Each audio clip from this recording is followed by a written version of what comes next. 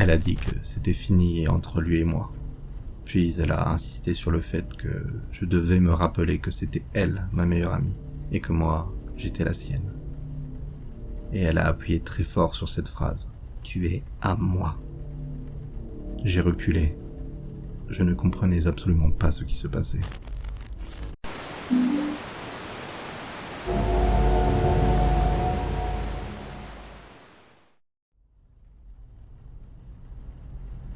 Quand je suis entré au lycée, j'ai rencontré quelqu'un qui s'appelait Stéphanie, la personne qui allait devenir tout pour moi pendant plus de 10 ans. J'étais une enfant solitaire et timide, et Stéphanie a réussi à rendre le lycée incroyablement amusant. On avait d'autres amis, mais au final, il n'y avait toujours qu'elle et moi. On a décidé ensemble d'aller à la même université et d'étudier le commerce, parce qu'elle disait que ça ouvrirait beaucoup de portes. J'ai trouvé que c'était une bonne idée, et l'univers était de notre côté. On a réussi.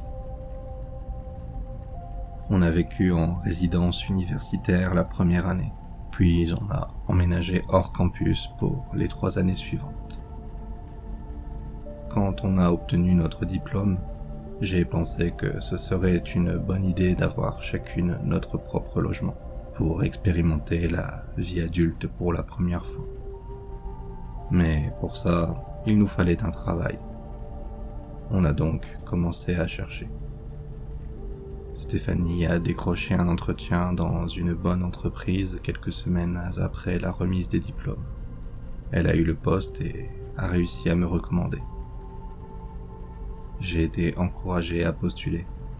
Et 1 mois plus tard, je travaillais au même endroit. J'avais vraiment l'impression qu'on était sœurs jusqu'au bout. On a trouvé des studios dans la même rue, à des prix raisonnables.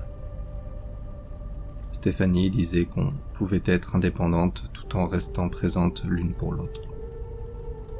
Pendant la majeure partie de ma vie, je n'arrivais pas à croire que j'avais eu autant de chances de trouver ma meilleure amie. Mais cette nouvelle situation, vivre et travailler ainsi, a apporté quelques changements. J'avais des horaires plus longs que Stéphanie, parce que nos postes étaient légèrement différents. C'est compliqué et ennuyeux à expliquer, mais je devais rester environ 1 heure de plus presque tous les jours. Au début, Stéphanie m'attendait pour qu'on prenne le métro ensemble, mais la foule aux heures de pointe était pénible à gérer. Finalement, elle a décidé de partir pile à la fin de sa journée pour faire ses courses. Elle prenait quand même toujours de mes nouvelles, et moi je lui envoyais toujours un message ou un petit emoji quand je rentrais chez moi. Le truc, c'est que j'avais quelque chose que je n'avais pas eu depuis le lycée, du temps pour moi. Je pouvais aller faire les courses seul, et c'est là que j'ai rencontré Curtis. Je suis un peu bizarre alors, je n'ai jamais vraiment été intéressé par les relations amoureuses quand tout le monde l'était. Je me souviens seulement d'un petit ami de 2 semaines au lycée et de quelques baisers échangés avec des inconnus à l'université, sans que ça ne m'ait jamais vraiment importé. Les petits amis de mes livres me suffisaient largement, si vous voyez ce que je veux dire. Mais Curtis était différent. Nos chariots se sont rentrés dedans au supermarché, un peu comme dans une comédie romantique. Et il m'a dragué de façon assez évidente. Il ressemblait exactement à l'homme de mes romans, et je me suis jeté sur lui, figurativement, pas littéralement, même si on a passé cette première nuit ensemble, vous voyez. J'ai toujours pensé que les filles timides le sont seulement jusqu'au jour où elles rencontrent vraiment quelqu'un qui les attire. Ce n'était pas un coup d'un soir, il voulait quelque chose de plus. Il habitait près de chez moi et j'étais totalement partante. Du coup, il m'a fallu un certain temps avant de remarquer que je n'avais pas vu Stéphanie depuis presque 3 semaines. En fait, elle m'attendait un soir à la sortie du travail et me l'a fait remarquer. Et franchement, j'ai honte d'avoir été aussi détaché. S'envoyer des textos et des mimes, ce n'était pas suffisant. Elle m'a demandé ce que je faisais ce soir-là, et je lui ai parlé de Curtis. Dire qu'elle a été choquée est un euphémisme. Quand je lui ai expliqué à quel point c'était sérieux, elle a été encore plus surprise et inquiète. Je l'ai rassurée. Tout allait bien, je l'aimais beaucoup, mais je n'étais pas stupide non plus. En revanche, je ne pouvais pas sortir avec elle ce soir-là, parce que Curtis et moi avions déjà des projets. Ça ne lui a pas plu, et elle ne s'en est pas cachée. On avait toujours dit, en grandissant, qu'on ne voulait jamais être ce genre de femmes qui oublient leurs amis dès qu'elles ont un petit ami. Je lui ai dit que ce n'était pas pareil, parce que j'avais fait des plans avec Curtis avant. Elle a répondu qu'on n'avait jamais eu besoin de plans avant. Je lui ai dit qu'elle devrait commencer à en faire, sinon on pouvait passer des jours sans se voir. J'essayais de rester joyeuse pendant cette conversation, mais je voyais bien qu'elle n'était pas vraiment contente. Elle a soupiré et a dit qu'on sortirait ensemble le lendemain soir, et que je devais lui promettre de tout lui raconter. J'ai trouvé que c'était une excellente idée. Le lendemain, pendant notre sortie, je lui ai raconté tout ce que je savais sur Curtis, tout ce qui n'était pas privé. Mais elle en voulait plus. Elle voulait savoir exactement où il habitait, où il travaillait, sa taille, son signe astrologique, sa date de naissance. J'étais un peu perplexe, mais je lui ai dit ce que je savais. Elle m'a demandé de me renseigner sur le reste. J'ai dit que je le ferais, puisqu'on devait probablement se revoir bientôt. On a décidé d'aller dans un nouveau restaurant. Stéphanie m'a demandé lequel, et j'ai répondu sans y penser. Et croyez-le ou non, elle est venue à notre rendez-vous, sans invitation. Curtis et moi étions déjà assis à notre table quand elle est arrivée. Elle est restée là, debout, et le silence était incroyablement gênant. J'ai regardé Curtis en me mordant la lèvre. Il a compris et l'a invité à s'asseoir. Je n'ai pas aimé ça. Le lendemain, au travail, elle est venue à mon bureau et m'a demandé si on pouvait bientôt se faire une soirée entre filles chez moi. J'ai adoré l'idée, parce que je cherchais justement comment lui dire que débarquer au restaurant n'était pas correct. Mais je ne savais pas encore si c'était vraiment grave, vu qu'on se connaissait depuis toujours. On a fait notre soirée entre filles. C'était fun, intense, plein de rire. J'ai évoqué l'incident du restaurant, mais elle a éludé le sujet, et j'ai fini par laisser tomber. Tant pis, me suis-je dit. Je ne voulais pas la vexer ni la blesser en lui disant qu'elle avait clairement tenu la chandelle. La vie sentimentale de Stéphanie était compliquée. Je n'en savais pas grand-chose. Elle sortait avec beaucoup de garçons à l'université et disait que c'était le moment d'expérimenter. D'une certaine manière, je pensais qu'elle était mon opposé. Moi, je m'en fichais. Je ne voyais jamais les visages des hommes qu'elle rencontrait. Et si elle couchait avec eux, c'était dans leur résidence ou leurs appartements. Ce que je savais, c'est qu'elle n'avait jamais été sérieuse avec quelqu'un. Techniquement, j'étais la première à avoir un petit ami stable. Mais quelques jours après notre soirée entre filles, j'ai remarqué que Curtis ne m'avait ni écrit ni appelé depuis la dernière fois qu'on s'était vus, la veille de cette soirée. Il ne répondait pas à mes messages et j'ai commencé à m'inquiéter. J'ai pensé appeler Stéphanie, mais je ne voulais pas. Ce qui se passait entre Curtis et moi me semblait privé. Et puis, paniquer après seulement quelques jours me paraissait ridicule. Alors, j'ai attendu. J'ai décidé de nettoyer mon appartement pour m'occuper l'esprit. Et c'est là que je l'ai trouvé. Il y avait une boîte à chaussures sous mon lit. Je ne gardais jamais de boîtes à chaussures. Mes parents étaient presque des accumulateurs compulsifs, et je m'étais juré de jeter tout ce dont je n'avais pas besoin. Celle-ci était petite, comme une boîte pour chaussures d'enfant. Je l'ai sortie et j'ai failli la jeter, mais quelque chose m'a poussé à regarder dedans. À l'intérieur, il y avait une serviette en tissu tachée de nourriture, un vieux tube de rouge à lèvres, des cheveux et une petite fiole contenant un liquide noir. L'intérieur sentait l'encens, celui qui donne mal à la tête. Je ne me souvenais absolument pas d'avoir conservé ces déchets. J'ai pris la serviette et j'ai remarqué le logo du nouveau restaurant. On n'y avait mangé qu'une seule fois, le soir où Stéphanie avait débarqué à notre rendez-vous.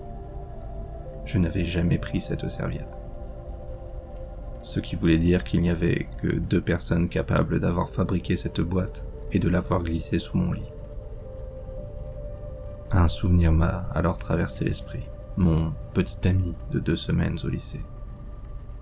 Après notre rupture, j'étais triste dans ma chambre quand Stéphanie était venue me voir avec de la glace et des biscuits. À un moment, j'avais fait tomber un biscuit qui avait roulé sous mon lit. En le récupérant, j'avais trouvé une chaussette qui sentait exactement comme cette boîte. Je n'avais pas compris ce qu'il y avait dedans. Stéphanie l'avait prise avant que je puisse regarder et m'avait dit de ne pas m'en faire, que j'étais juste déprimé, ce qui n'était pas vraiment vrai, et qu'elle allait la jeter ou l'emporter. Je m'en fichais. Cette boîte ne pouvait venir que d'elle, pas de Curtis. J'ai eu un très mauvais pressentiment et j'ai pris une photo. J'ai fini par trouver un forum en ligne et presque immédiatement, des gens m'ont dit de ne surtout pas toucher à ça. Trop tard, j'imagine. Et ils m'ont dit que c'était de la sorcellerie, de la mauvaise. Je ne savais pas ce que ça voulait dire, mais quelqu'un est entré dans les détails et j'ai été choqué. Sans que je raconte quoi que ce soit sur ma vie, cette personne m'a demandé si j'avais un petit ami, et si oui, si j'avais des problèmes avec lui, parce que cette boîte était destinée à briser une relation. J'ai répondu que je ne vais pas parler à mon petit ami depuis plusieurs jours et que je pensais savoir qui avait fait ça. Elle m'a dit que je devais confronter la personne responsable et jeter ses objets après. Je n'étais pas sûr d'y croire, mais j'ai pris la boîte avec moi au travail. Pendant ma pause déjeuner, je suis allé chercher Stéphanie. Je lui ai demandé de venir aux toilettes avec moi 1 seconde. Elle souriait pendant qu'on marchait. Elle m'a demandé si tout allait bien avec Curtis, et ce petit commentaire m'a hérissé le poil, comme si elle savait déjà. On est entré dans les toilettes. J'ai vérifié qu'elles étaient vides, puis j'ai sorti la boîte de mon sac en lui demandant ce qu'elle avait fait. Stéphanie a nié savoir quoi que ce soit, mais je savais qu'elle mentait mal. Je la connaissais depuis des années. Enfin, je croyais. J'ai même mentionné la chaussette. Et là, elle a changé sous mes yeux. Elle s'est tournée pour ne me regarder qu'à travers le miroir. Je ne sais pas pourquoi, mais je ne peux décrire ce moment que comme cette scène de la petite sirène, quand Ursula se fait passer pour Vanessa. Dans le miroir, on voit Ursula. Ce n'était pas aussi évident, mais la façon dont le visage de Stéphanie s'est contracté dans une colère contenue n'était pas normale pour elle. D'habitude, c'était une femme pétillante et extravertie. Elle m'a arraché la boîte des mains et l'a jetée à la poubelle. Puis, toujours en me regardant dans le miroir, elle a dit « D'accord, c'est moi. Et alors, qu'est-ce que tu vas faire ?» J'ai reculé, j'ai essayé de la forcer à me regarder vraiment. Mais elle refusait, alors je la fixais à travers le miroir. Je lui ai demandé pourquoi elle avait fait ça. Je lui ai dit que j'avais regardé en ligne et que les gens parlaient de vaudou ou je ne sais quoi. Elle a esquivé la question et m'a demandé si j'avais rompu avec Curtis. Je n'avais pas rompu, parce que je ne lui avais simplement pas parlé depuis un moment. Et elle s'est mise à rire. Ce même rire dérangeant. Peut-être que ce n'était pas aussi théâtral qu'Ursula, mais je jure que ça y ressemblait. Elle a dit que c'était fini entre lui et moi. Puis elle a insisté sur le fait que je devais me rappeler que c'était elle, ma meilleure amie, et que moi, j'étais la sienne. Et elle a appuyé très fort sur cette phrase. « Tu es à moi ». J'ai reculé. Je ne comprenais absolument pas ce qui se passait, ni ce qu'elle voulait dire. Avant que je puisse m'éloigner davantage, Elle m'a attrapé la main. Cette fois, elle s'est tournée vers moi, mais pour une raison quelconque, elle n'arrivait pas à me regarder droit dans les yeux. Ses doigts ont commencé à glisser sur mes jointures, presque comme une caresse, mais pas vraiment parce que j'essayais de me dégager. Je lui ai demandé d'arrêter, de me regarder et de me parler normalement. Elle me faisait peur. Je ne sais pas si je criais, mais probablement. Stéphanie ne s'arrêtait pas. Elle a essayé de prendre mon autre main, que j'ai esquivé jusqu'à ce que mon dos heurte le mur carrelé. J'ai entendu un murmure sortir de sa bouche. « Tu es à moi, tu ne me quitteras pas. » Elle a fini par rattraper mon autre main et a recommencé ce même geste étrange sur mes jointures, comme si elle les comptait une par une, lentement. Mais cette caresse est devenue douloureuse. Elle enfonçait ses doigts entre chaque jointure, appuyant de plus en plus fort. Je ne pouvais pas parler. J'avais envie de crier de douleur, mais j'étais comme figé, plaqué contre le mur. Je n'avais aucune idée de ce qui allait se passer ensuite. Je ne savais même pas si je pleurais à ce moment-là. Tout ça était complètement fou, terrifiant. Ce n'était pas Stéphanie. Quelqu'un est entré dans les toilettes.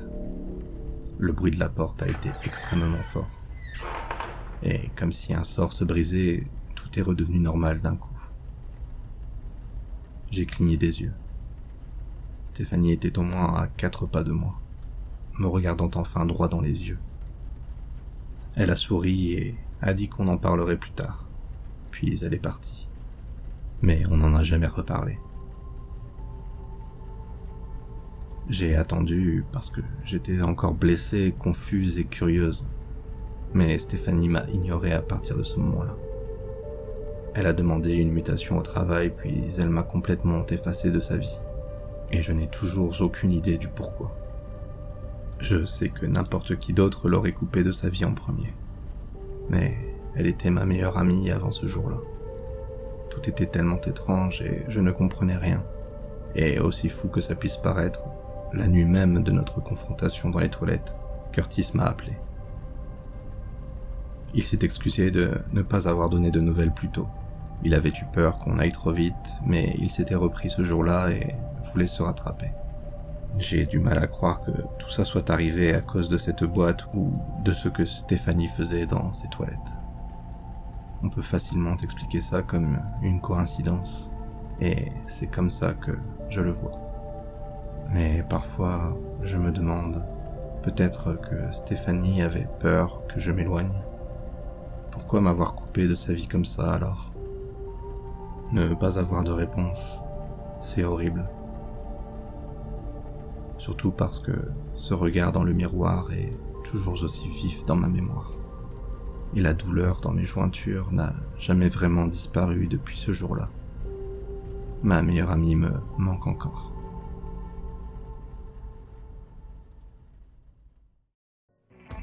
Alors, qu'avez-vous pensé de cette histoire ? Donnez-moi votre avis en commentaire. J'espère que cette vidéo vous aura plu. Si c'est le cas, devenez un fidèle et abonnez-vous pour ne rater aucun futur épisode. Un grand merci aux contributeurs Tipeee qui soutiennent la chaîne. Leur générosité est énormément appréciée. N'hésitez pas à m'aider vous aussi si vous le pouvez, lien en description. Si vous avez des histoires personnelles à raconter, n'hésitez pas à tester votre plume et m'envoyer par mail vos écrits. De même, s'il y a des histoires particulières que vous aimeriez m'entendre lire, faites-moi en part plus bas. Et je vous dis à bientôt pour d'autres frissons et histoires d'horreur en